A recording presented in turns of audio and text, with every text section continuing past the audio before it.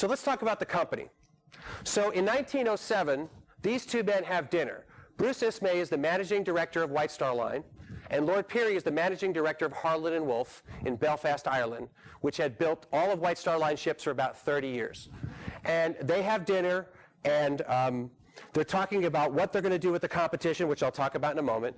Supposedly, they drew some things on the back of a napkin, like every great business idea that became Titanic. So let's take a look at White Star Line and how it fits in its organizational structure. So, along with 4 other lines, it made up a company called the Oceanic Steam Navigation Company, which was in turn, shares of that were owned by something called the International Mercantile Marine, or the IMM. The IMM was an enormous international conglomerate. I actually have some of the original marketing material.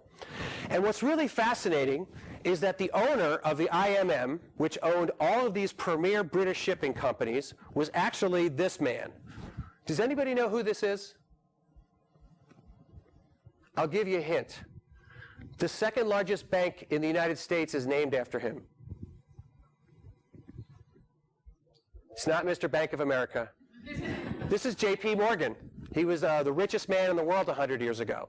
So an American owned these premier British shipping companies, there's a story behind that too.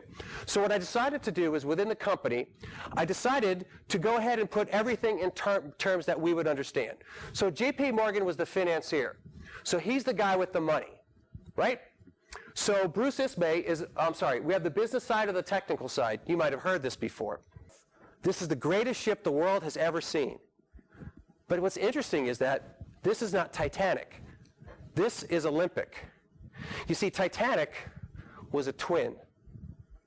So by show of hands, how many of you knew that Titanic had an older sister? 2 people, 3 people.